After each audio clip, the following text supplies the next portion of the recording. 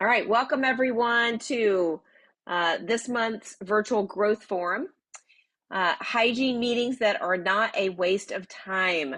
I think we've all sat in meetings that just really seemed frustrating and didn't really feel like they were really achieving anything. And we're thinking of all the other things that we could do during the time that we're sitting in that meeting. So we're going to just give some tips and touch on some things that we have seen in our own experience, but also in the experience that we've had in our clients' practices and things that we've coached them to, how you can really develop strong, productive hygiene team meetings. And a lot of these things you'll be able to take away for your all team meetings as well. So we're going to give you a couple resources. Those of you that are here live are going to get those. And then if for any reason you have to drop off, you'll get an email with the recording link, which will be good for 30 days.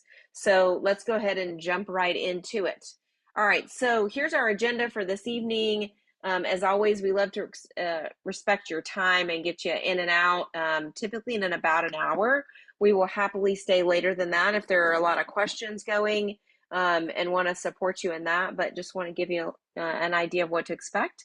We're going to talk about aligning goals, finding the right cadence for meetings, structuring meetings for maximum impact, boosting hygienist engagement, and really turning those meetings into action and results. So let's just get right into it. Yeah, Sandy, if you have to pop off, you'll get an email with access to the recording for 30 days. So no problem with that. So, all right, let's kind of talk about this just to start off. So what we know is that, team members sometimes, when we are suggesting doing something different, whether that is incorporating new verbal skills, whether that is refining your standard of care and, really kind of taking care to the next level, and maybe introducing treatment to patients that we haven't talked to about it in the past, sometimes there's resistance. Or we did a growth forum on this several months ago. I think maybe it might have been last year on resistance or reluctance. So sometimes it's just reluctance by team members because they're not sure what to expect, right? And they're not sure if this is going to be a valuable use of their time. And so one of the things that we have found that helps reduce that resistance and turn reluctant team members into eager team members is making sure that the goals are aligned, right? So I would love to know, we've got kind of a mix here of practice leaders. We've got some practice owners here. We've got some, I would say, regional directors on here. We've got some team members on here. I would love to know, practice leaders, what is your goal? What would be your goal for establishing regular hygiene team meetings? I'd love it if you've just drop that in the chat. What would be one of your goals for establishing regular hygiene team meetings? And if you'd like to just share it out loud, you're welcome to unmute if that's easier. Just would love to hear from you around that. What is your goal for establishing regular hygiene team meetings? Anybody want to share? Let's check the chat here. Hey, calibration, excellent. Excellent, absolutely. That is one of our primary goals as well, as calibration. And then I would ask team members that are with us, what would your goal be for establishing regular hygiene team meetings? And it might be the exact same, which is kind of the point, right? Jen said once a month. They want to have a once a month just to establish different treatment protocols. Again, the end result of that is also calibration, right? Getting everybody on the same page. So I'd love to know, anybody else have anything else that would be goals for establishing regular hygiene team meetings? I'd love to hear that if you want to share that, and we'll kind of pop those up. But anytime you can kind of talk about what your goals are as team members and also as practice leaders and really get those aligned, then you're going to have less resistance. And really what that does is it helps the team understand how does the effort that we're going to put into these team meetings, how does it support our mission and our vision of the practice? And number one is making sure everybody on your team, associates, team members, everybody knows the mission and vision within your practice. Sometimes we're surprised, right? That we saw recently on a survey that there was a dental associate that didn't know what the mission was of the practice. They're there obviously to care for patients, but if there's a stated mission, make sure everybody knows what that is and how these team meetings, whether it's a general team meeting or a hygiene team meeting, how they support that mission. And then how does that align with the goals of the team, right? Because anytime that we recommend anything that we teach, we always try to focus on the triple win. And I think we could probably honestly explain this more frequently when we're coaching teams and working with them, is really just communicate this even more frequently, is what is the triple win in this particular initiative. So if the goal is to establish these regular hygiene team meetings, think about some of the things that really could create benefit for the patients. First and foremost, calibration, right? Having that continuity of care between all the providers is a huge benefit for your patients because they know what to count on. So there's not that confusion when they're seeing one provider and one thing's being recommended and they see another provider and it's not even mentioned. The other thing, and I just talked to a practice leader recently about this, is their hygiene department was divided into two camps and there was a lot of infighting happening.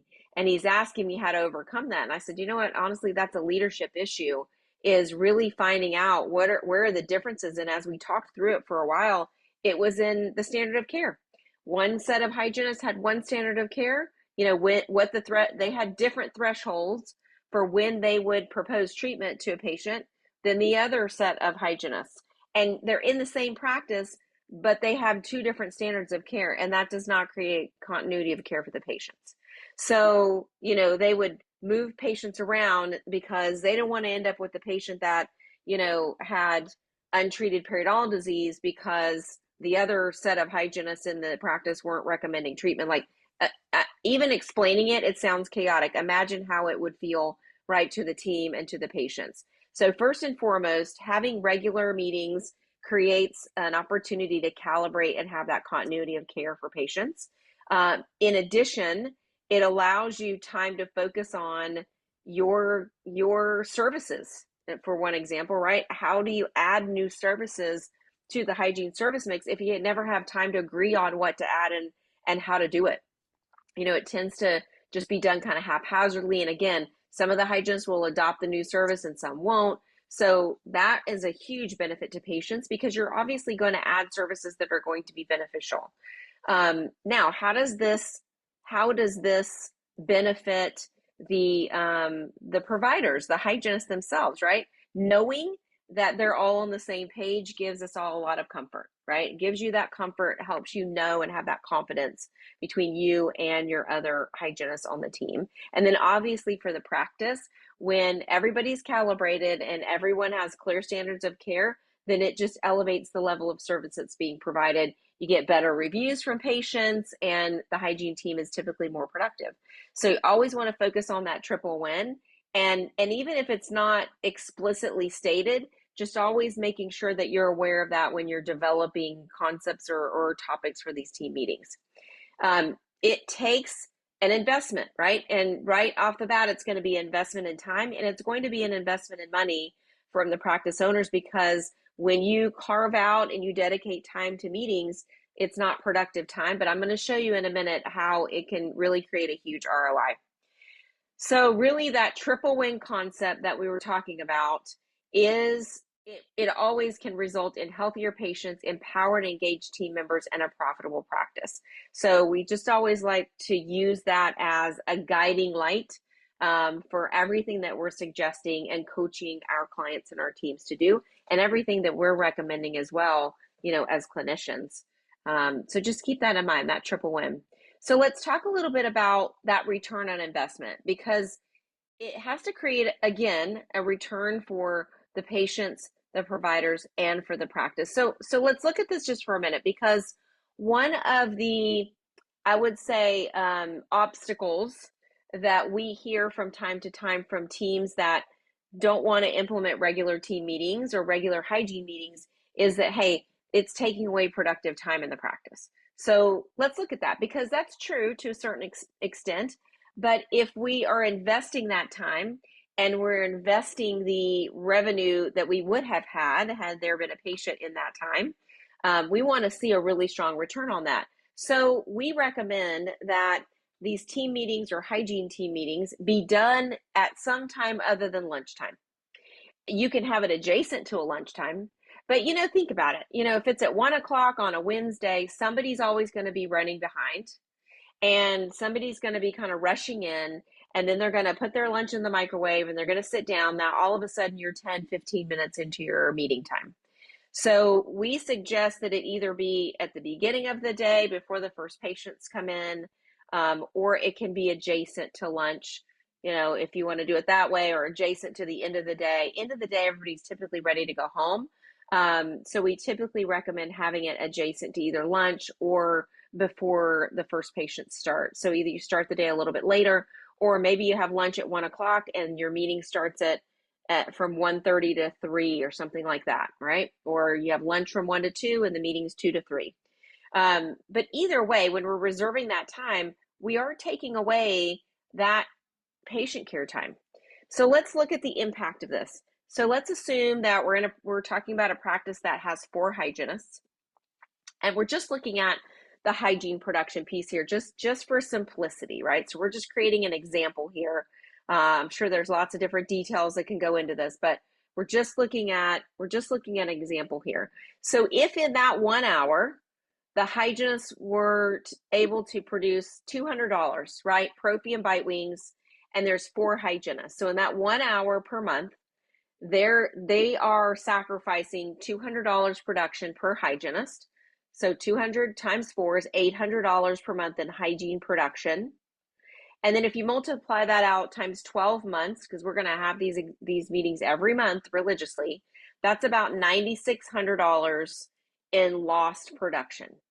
And let's say that the hygienists are on a performance incentive pay structure. So let's say they're making 25% of their net production. And so that's resulting for them in about $50 a month that's lost pay for them, right? So sometimes you get resistance from the practice owners. Sometimes there's resistance from the hygienists, like, hey, I could be producing, that could be productive time, okay? But it's kind of like that saying of you're stepping over a dollar to pick up a dime, right? There's an opportunity here. And we want to look at the big picture. Let's look at the big picture of this opportunity. So let's say that in this time that you were able to invest in these team meetings, let's say it took 3 months, it took a quarter, but one of the initiatives that you focused on was implementing Perio Protect in your practice. I'm just using that as an example. We think this is a great additional service to offer. It has a huge benefits to the patient. Okay, so let's say your dedicated time resulted in implementing Perio Protect in the practice, and let's just be super conservative and say, okay, our fee for Perio Protect is $700. And we're going to be super conservative and say we expect that each hygienist is going to do 1 Perio Protect case a month. So that's going to result in 4 cases per month. Now that's adding $2,800 of production per month. And over 12 months, that's over $33,000 in production, hygiene production, based on these Perio Protect cases. Now, there's obviously cost to the practice, right? So there's other details here that need to get worked out, but this is just an example. And again, let's say that hygienist is making 25% on that production. Now all of a sudden, that's $175 per month off of that one Perio Protect case. Okay. So again, there's some details you might, look at.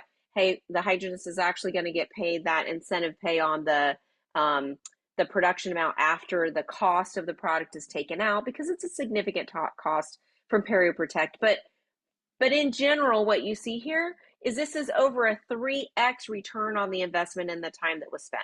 So my communication here to you is just don't be short-sighted when you're looking at this, right? Look at the big picture and what can be accomplished in these meetings. Now, if you're just kind of going into these meetings and not really having a plan or a clear agenda, then yeah, it may just turn into a fuss fest, right?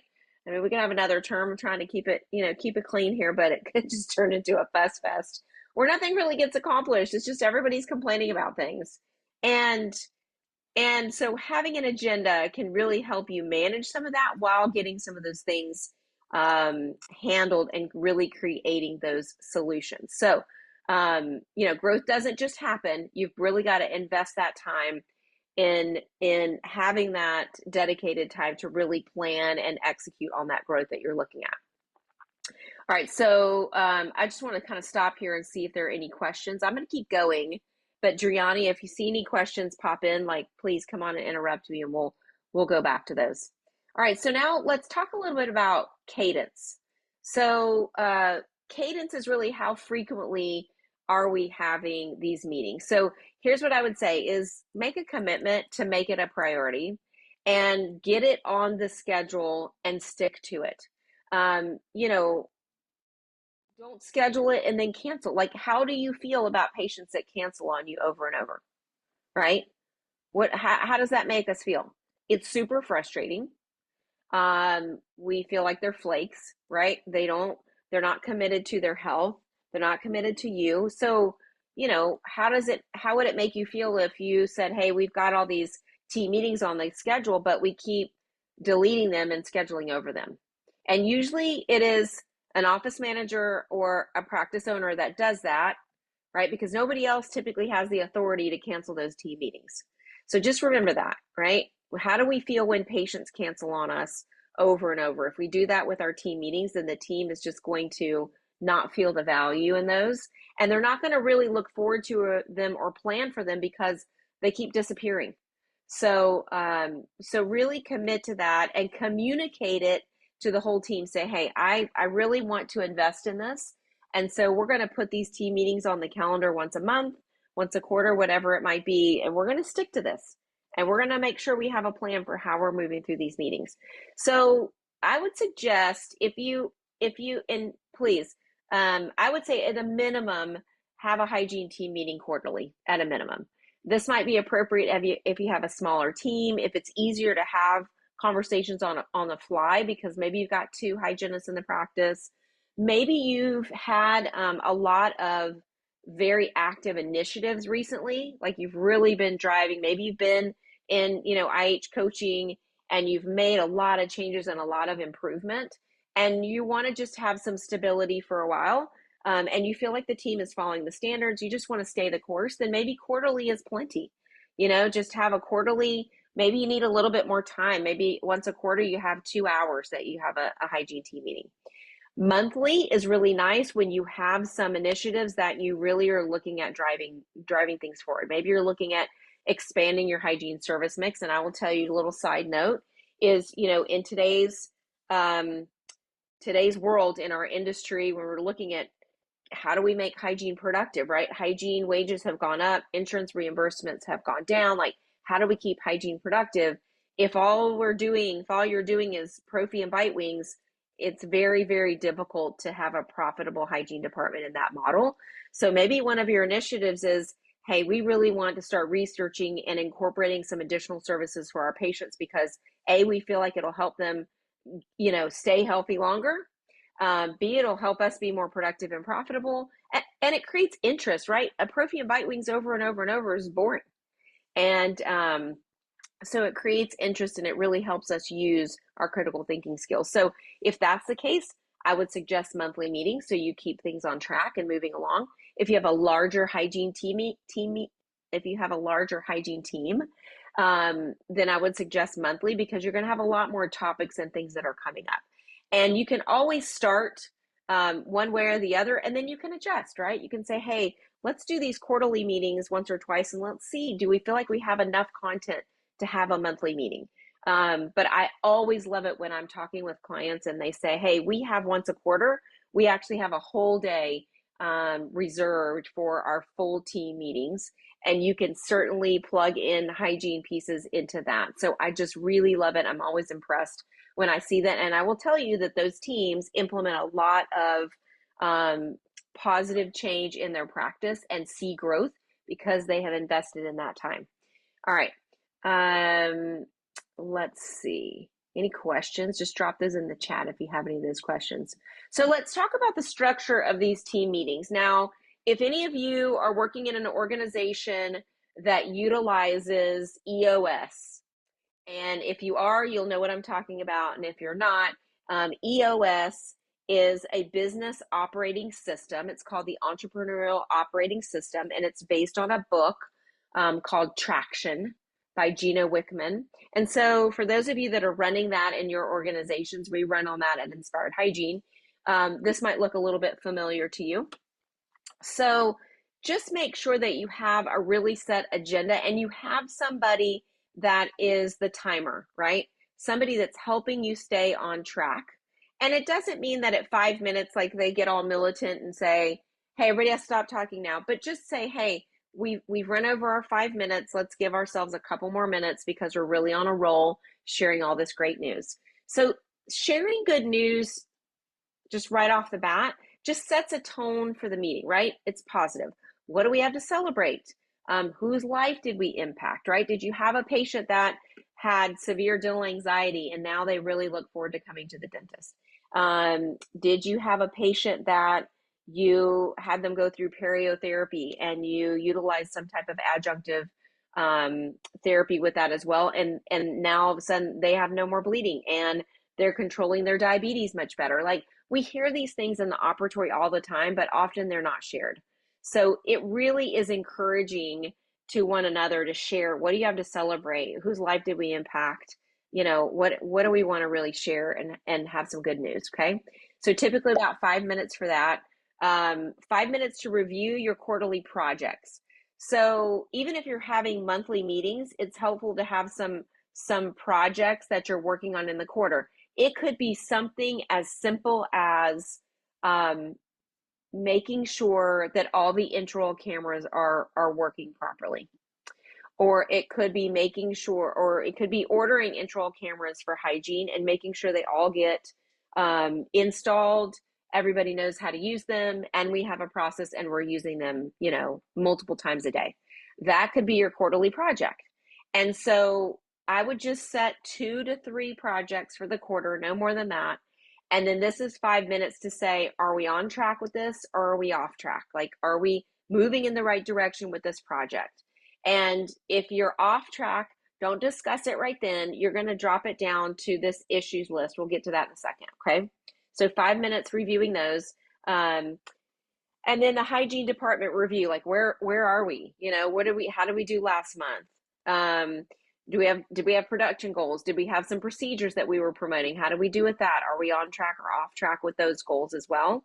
And then what about to-dos from the previous meeting? So one of the things that we hear a lot, and I've obviously experienced this as a hygienist in practices too, is we have these meetings and then nothing ever comes of it. You know, we're just kind of talking about the same thing every time and nothing ever gets solved. And so why are we even having these meetings? So I'm going to share with you a super simple way to move these to more action-oriented meetings. And one of those ways is to look like what was completed from last month and what is still outstanding. And be honest with yourselves around it and what needs to happen for it to get completed. And then when you have things that I would say have a sheet, whether it's in a Google Drive, whether it's printed and it's, you know, somewhere in sterilization in the inside of a cabinet or something, like have everybody have a list of issues that you want to put on this list. And that an issue doesn't always mean a problem. An issue could just be, hey, something that we need to talk about. We're going to select a new sharpening company that we're going to use, and these are our 2 options. And I just want to share what the pros and cons are, and we're going to all make a decision on which one we're going to use. So an issue is not always a problem. It's just something you want to discuss at the meeting. So list them all of those issues. Including if you have any projects that are off track, put that down here on the issues list. And then first look at the list and then decide which one of these can be handled really quickly. You know, it could be that we need to decide where we're going to go to dinner on our next staff outing, our next team outing. Or do we want to do the arcade, or we want to do mini golf, in our next outing? It could be something simple like that. It could be, hey, we need everybody's sizes for scrubs. And so somebody passes around a sticky note and you write down your size of your scrubs, right? So which ones can be handled and knocked out really easily, and then prioritize the rest. Like, hey, the cameras are not working. That's priority number one. We need to figure out what we need to do to, make that happen. Who's going to call the repair team, and just take the lead on that. And then just get as far as you can in those 30 minutes or so. And then what's our to-do list going forward, right? List the action, who's responsible for it, and a deadline. And then what was really great about the meeting? What do we feel like we were able to accomplish? So Driani is going to drop Driani's going to drop the hygiene team meeting agenda. You guys can see that right here. So everybody click on that and just have that. Oops, look, I clicked on it. So here it is. And then you should be able to download that. And you're more than welcome to use this as is. Or you can modify it however you would like. You're welcome to use this in any way that you need to. And I would love to do this. While you're looking at that, I'm going to start, I want to take a poll. I'm always like nervous if these are going to work or not. All right, team frequency. So I'm going to launch this poll, and there's 2 questions here. So one is, how often does your practice have overall team meetings? Okay. And then, do you have regular hygiene team meetings? So that any cadence, right? Yes, we have them regularly, once a quarter, once a month, whatever. So yeah, I would love for y'all to share where you are with that. And let's just take a look at that here in a moment. If you want to go ahead and download that hygiene team meeting agenda now, or you can just have it open and download it or print it, when we're done. We will not be sending that link out in the follow-up email. So you want to make sure you grab it before you go. Okay. Grab that link before you go. Okay. I'm going to give you guys about 10 more seconds on this poll. Thank you, everybody. I love this. This is actually, I'm pleasantly surprised by this. And I don't know why I should be, because typically the folks that show up to events like this are the ones that are really got their act together. Okay, I'm going to end the poll and I'm going to share the results. Okay, so you all should be able to see this now. So it looks like only about 14% of those that answered are having weekly team meetings, overall team meetings. And about 43% are only having them a few times a year or never. So that is something I would strongly encourage you to get those in place. And if you have to choose, like, do I start with team meetings or full team meetings? I mean, I think if you have to start somewhere, start with full team meetings, right? Because that's setting the tone and starting to solve some total office issues and creating that agenda and that cadence for the whole office.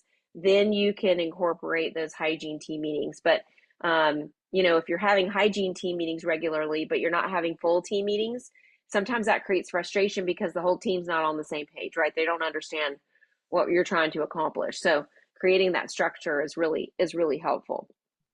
Rachel, we have a comment here from Okay. Awesome.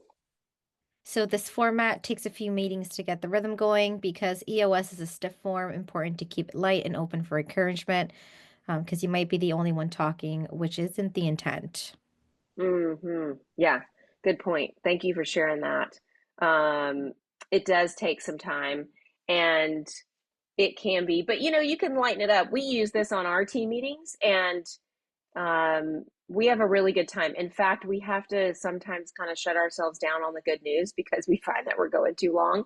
And you're right, and that is part of the engagement, Damon, is not being the only one talking, and so we'll get to that. Because I have some thoughts on that, and I'm sure you're incorporating this. But yeah, it can take some time to kind of get this going and people to open up. Also, if they're not used to sharing, it takes some time for them to learn that it's safe to share. Now, so I want to just touch a little bit on the Inspired Hygiene System because this is part of it, right? The reason that we've been able to help so many teams over the last 24 years truly see transformations in their hygiene department is because we have a system. We don't just show up in a client practice and say, so what do you want to talk about? Right? But when we do that in our team meetings, then that's when a lot of the complaints come up or people clam up because they're not sure if it's safe to share. So when you have a process and a system like this, it will help people feel like, okay, we've got an agenda, we've got an outline here, and it also helps people if you're maybe off track somewhere in your agenda. Let's say you're here and you're 15 minutes into this part, then because you have this, somebody can speak up and say, hey, I noticed that we're actually we're at about minute 15 in this section, and I think maybe we need to wrap this up. And it's not them being impatient, it's them holding to your system, right? So having this system really helps. And I would say this team meeting agenda probably falls here in this communication and this business process. However, when you have these meetings regularly, whether it's a team meeting or a hygiene team meeting, you're developing that calibrated culture, right? You have time to work on your clinical protocols. You are looking at your metrics and celebrating progress. So everything starts, right, with this leadership decision to make the investment, whatever that is, okay? So I'm just going to show you, I'm going to take this advantage while I have a captive audience and just share this with you. This is one of our amazing clients, and you can see their results here, right? They had phenomenal results, and it has truly been transformational for them. And because of that system that we utilize, it's not just training, right? It really does create transformations, and they were able to see an 8x return on their investment with Inspired Hygiene in this increased productivity in their hygiene department. And everybody really feels engaged, and they have a voice, and they're seeing things move forward, sometimes for the first time in a very long time. All right, so let's talk about engagement. I love this photo. This is one of our clients that had their therapy dog in the office join during the consult and the workshop time. So I just love it. It's a great example of keeping things light, of mixing it up, making it fun, but above all, really keep it relevant. And Damon, I think one of the things that's really helpful to get people to talk is to make sure that they feel like it's a safe environment. And sometimes you have to explicitly say that, right? And not just assume that they feel that way, because sometimes they don't. And sometimes it's not the dentist that makes them feel unsafe. Sometimes it's other team members.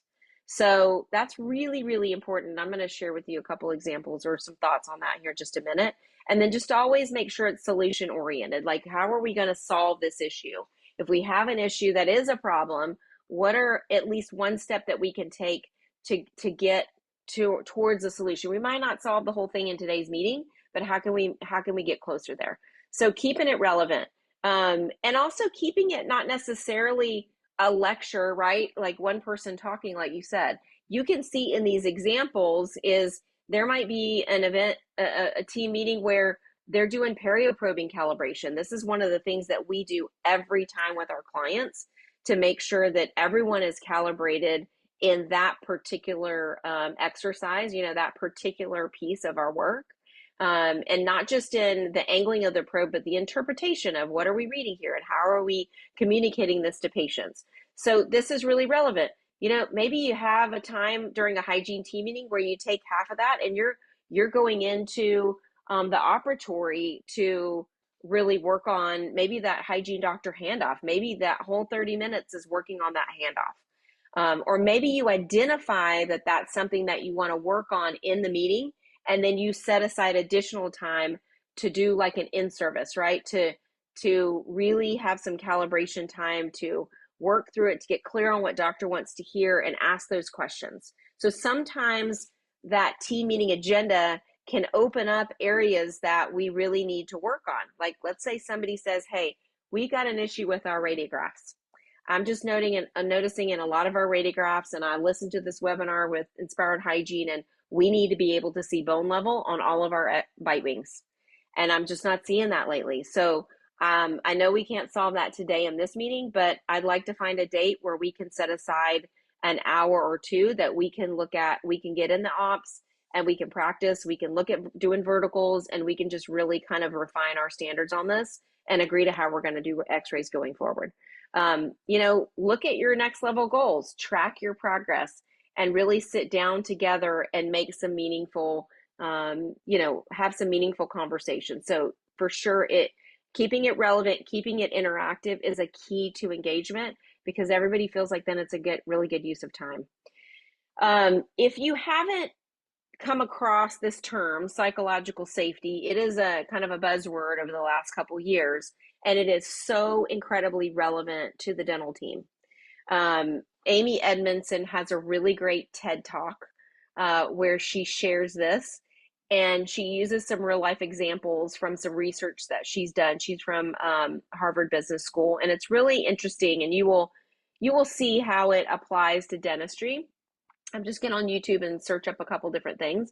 But one of the things that she shares is that teams tend to work in one of these zones. They tend to fall into one of these zones. The comfort zone, the learning zone, the apathy zone, or the anxiety zone.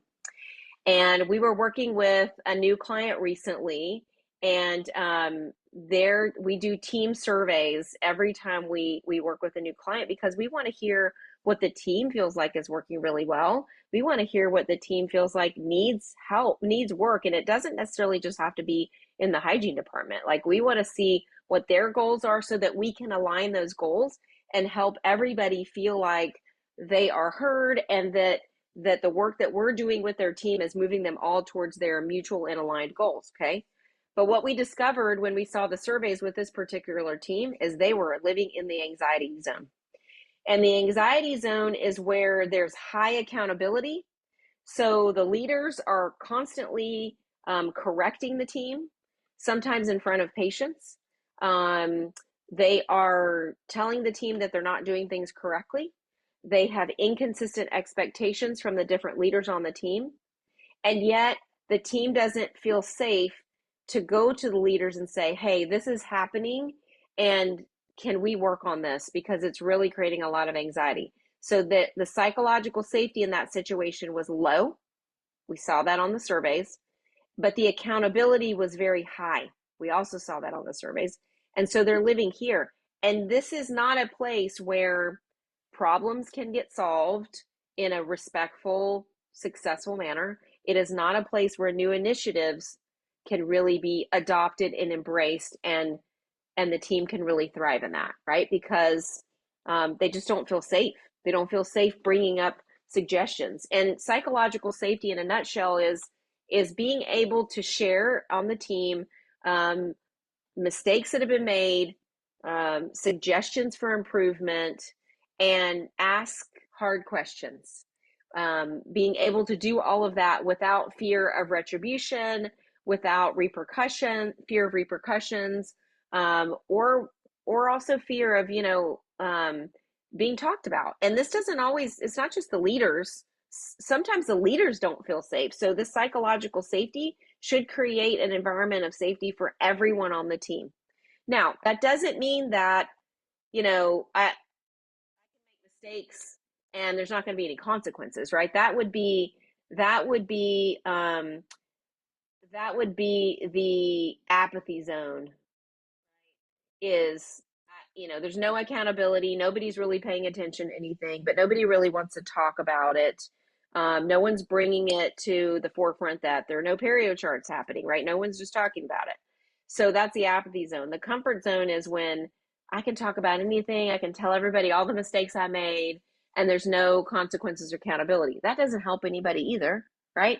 Where we want to be is this learning zone. This is where the magic happens, and that is where we have high psychological safety. We can discuss things openly. We can ask questions about clinical care, clinical standards, why do certain things happen.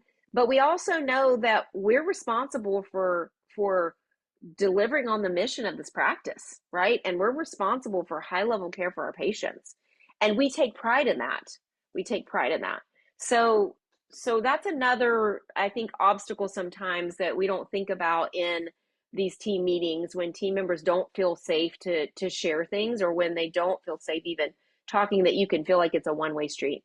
So that might be something to communicate if you find yourself in that position, is just to say, hey, I recognize that in the past we've been living here, but I really want to move more to this learning zone.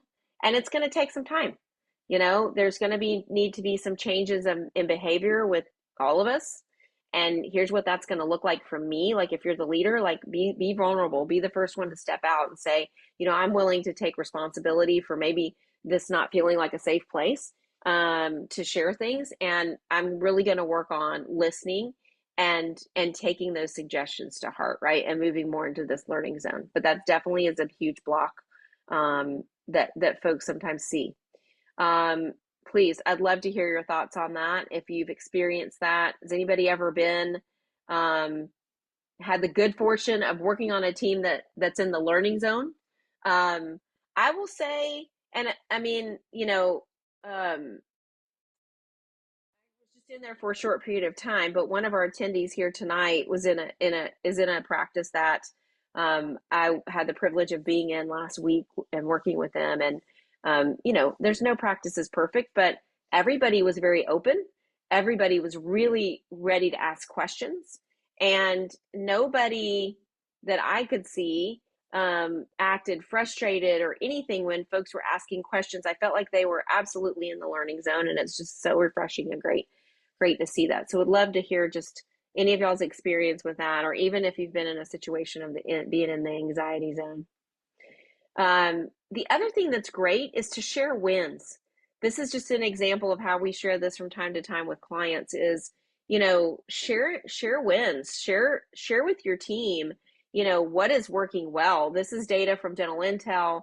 What's working well. Hey, we set this goal 3 months ago when we started these meetings that we were going to focus on, improving our perio diagnosis. And look, we've doubled our quads of scaling and root planing. So it's working, right? It's working. How do we get to that next step? So do that. And I would encourage you to do that very intentionally. And it doesn't, again, all this doesn't have to come from the leader. Maybe you have one hygienist that really loves the numbers and digs into it, and that person is the one that brings these to every one of these meetings.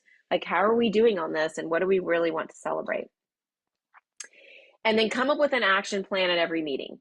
So this is a super simple system, but it works. It's just every time you have a meeting, what is the action that needs to happen next? What are the things that came up from this meeting that we need to take action on? Who is going to be responsible for making that happen? Because if everybody's responsible, nobody's responsible, right? I'd see examples of this so many times as, I was in a large practice earlier in the year, and I'm asking, they have it was 6 or 7 hygienists in this practice. I said, so who's responsible for the hygiene schedule? Because you have a lot of moving parts. You're like, well, we all are. Okay, so who follows up when somebody cancels from well, we don't, I don't know, we don't always do that. We typically fill the schedule pretty quickly. What it came to after some questions was nobody was really accountable for the hygiene schedule. And so just have somebody, volunteer to be the accountable person to make sure this gets done. It doesn't mean, if our intraoral cameras aren't working and Chelsea volunteers, it doesn't mean Chelsea's going to fix the intraoral cameras. It just means that she's in charge of making sure it happens, right? She's finding out who to contact. She's taking the initiative on that. And give yourselves a reasonable amount of time to get things done. What I love it when there's a specific date. That's what I would recommend is if you say, hey, today is May the 13th. I'm going to commit that I'm going to do everything in my power to get this done by June 13th. Like, give yourself a reasonable amount of time, because in addition to, doing these tasks, you're seeing patients all day long, and there's a lot of moving parts. So give yourself time, realistic amount of time to get things done. I would encourage you not to use ASAP, because then it's kind of like if everybody's in charge, nobody's in charge. If it's just wide open and it's ASAP, then there's just too many things that are urgent, right? Give yourself an actual date to really start implementing on those things. And then check back into this at the next meeting, right? This should stay up in your team lounge so that when it gets done, that person has the the great pleasure of like checking that thing off, right? So keep that up there so that you can continue to, just keep track of those and see those things really take place. And then it helps everybody feel like it's a productive meeting. So another thing that we do really frequently with our teams that we work with is we have them we have an exercise called the accomplishments game. We typically do this on our second visit to the practice. We want them to see what they have accomplished in a short period of time. And so it might be, what have you accomplished in the last 3 months since we've been working together? Or, it's May right now. We might say, what have you accomplished since January 1 this year? And I encourage you all to do this. Your next team meeting, play the accomplishments game. And here's how you do this is you split the team up into a few teams, depending on, I would say maybe 3 teams at most, depending on how big your practice is. And then have each team go to kind of a quiet area where you can't hear each other and list all the things that you have added, improved, achieved over the last, if we're here in May, since January 1 of 2025, and be as specific as possible, okay? And then you all come together and then you take turns sharing, right? You take turns. So, OSHA training, for example. So team 1 said OSHA training and team 2 said, yep, I had that on my list as well. So you have a scribe, you have somebody writing that up there. So you write that there. But let's say one team said new DDS handpieces and nobody else got that, then they're going to circle that one on their list. And then the team that has the most unique accomplishments on this list, they get a little prize. Maybe they get a Starbucks run or something like that. So just play the accomplishments game, or you can just yell them out, right? You can have the team kind of go through it together. It's kind of fun when they have a set time. We give them about 5 to 6 minutes to really like brainstorm those together. So it's really fun. And see, this was in a short period of time. This was in about 5 to 6 months. And they had 46 items. They had a second page. They had 46 items on their list. I mean, imagine like what it takes to accomplish 46 things. Now, this is a large team, but you can see all the different things that were on here. Their SRP denials went down because of some very specific tactics that we taught them. Their Google reviews have gone up. Scan night guards for hygiene. They set up their CPR and got that renewed. Just lots of different things.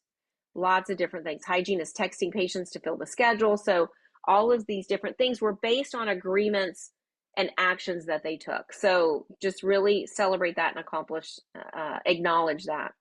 This is another kind of fun example of an engagement exercise. And Driani's going to drop in the chat.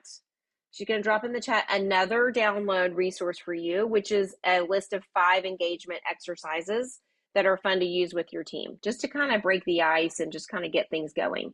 So this was just kind of fun. I won't spend a ton of time on this, but the purpose obviously is to boost morale through peer recognition, like recognizing each other. You set a timer for 2 minutes and you allow team members to just give fast shout outs, like, thanks to Sam for helping me reset my operatory. It really helped me get back on time yesterday. Or Ashley really nailed that perio presentation. And it just builds that culture of gratitude and support. So, download that, go ahead and open up that link there, save it, print it out, save it for later. You can download it afterwards. Remember, and we'll drop these at the end as well. But these will not be in that email that's coming out, just for you folks that decided to be here live. Thank you for doing that. It's our little way of thanking you. The wheel of names is really fun too. And Gianni, are we prepared to do the wheel of names? How do you feel about that? Yeah, we have a couple of names on here. Okay, so hey, anybody that wants to give a comment or ask a quick question here, we will add you to the wheel of names and we're going to give away a prize. So let's see. Let's make sure we've got Damon's name on there, Jen, Marie. I'm just looking at everybody who kind of gave us a little comment. Would love to, hear all of these. Oh, Damon asked, yeah, let me answer this while you guys are dropping any additional comments in here that you want to, and we'll add you to the wheel of names. Are doctors invited to these meetings? Do you work up to this? Of course, they could be the problem. Yeah, if not fostering that learning zone, which is really tough. It is tough. Um, and sometimes I will tell you in the situation that I shared with you, it, I don't, they recognized that there was a problem and they had started working on some solutions. And then when we revealed to them when we do team surveys, we don't ever reveal who said what or the details of the team surveys, but if there are themes, then we share those because otherwise they won't know and they can't change anything. And there were very strong themes, such strong themes in this situation that we had to share. And so we did. And I think it really opened their eyes. And we shared with them that their team was in the anxiety zone. So sometimes it takes that outside influence to really communicate that. But yeah, that is tough. So answer your question is, I think at least most of the time, there needs to be somebody who can help the hygiene team make decisions in that meeting. But I don't know that the doctors need to be in those every time, but I do think it takes time to get them going. So I would say be in there as a support, because here's the thing that you don't want it to come across as is, hey, I want y'all to do this, but I can't bother to be there. You know, when you attend those meetings and you listen and you're supportive and you help get to solutions, because there are some decisions that only the practice owner can make. And you might get to a point to say, hey, I'm willing to let y'all make decisions up to, $500. If it's an instrument, a couple ultrasonic tips that we need to get, it's up to $500, then go for it. But if it's anything over that, I would like for you to run it through me. But I'm just going to say, taking the time and investing the time and being there for those hygiene team meetings, at least in the beginning, is really, it really speaks loudly. It really does. It speaks really loudly that you support and value that. So yes, I think that they should be there. And then from time to time, you might say, hey, you know what? I'm going to let you guys have some time to talk about some things amongst yourselves that you might not share if I'm in here. And then I'll be back on the next meeting. So I think that's a really great point. Thanks, Brianna. All right. Yeah, elevating communication is always a good thing. I think sometimes you feel like you're over communicating, but usually not. So, all right, let's make sure and add Brianna's name to that wheel of names too. And let's go ahead and Driani, I'm going to stop sharing and I'm going to let you share your screen. And Driani's going to spin the wheel of names. And here's what we're going to do is we're going to do a giveaway. And let's give away like an email Starbucks gift certificate, and we're going to give away one of Emmy Sanders' new books, Welcome to Work. It's all about workplace change. So just click in the center, Gianni, and it should spin for you. There we go. So see, this is like, you go to Wheel of Names, it's free. You can customize your color. This is a fun thing that you can do. Okay, Sandy still here with us? Sandy, if you're here, give us a little chat. Let's see. Can we see if she's here? Yep, Sandy's. Okay, perfect. Okay, let's spin it one more time. Oh, hide Sandy's. Oh, yeah, remove Sandy. And then let's spin it one more time.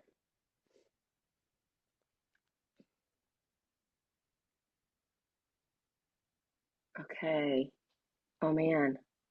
Oh, Brianna, awesome. Congratulations. Okay, so here's what I'd love for y'all to do is just drop your, send Driani a private message on chat with your email address and your mailing address. And you know what we'll do? We'll just put a gift card, Starbucks gift card in the book, and we will drop that in the mail for you. It might take me a week or so to get that to you, but so be patient. But we'll get those to you. So congratulations. So that's just a good example. So let me share my screen again. That's just a good example of how you can create interaction. All right, perfect, is you could use Wheel of Names, right? Like just mix it up, make it fun. Like say one day, hey, today we're going to do Wheel of Names. And maybe what you do is say, we hit our goal for last month in hygiene. And so maybe what you do instead of individuals' names, maybe you have on here like Starbucks.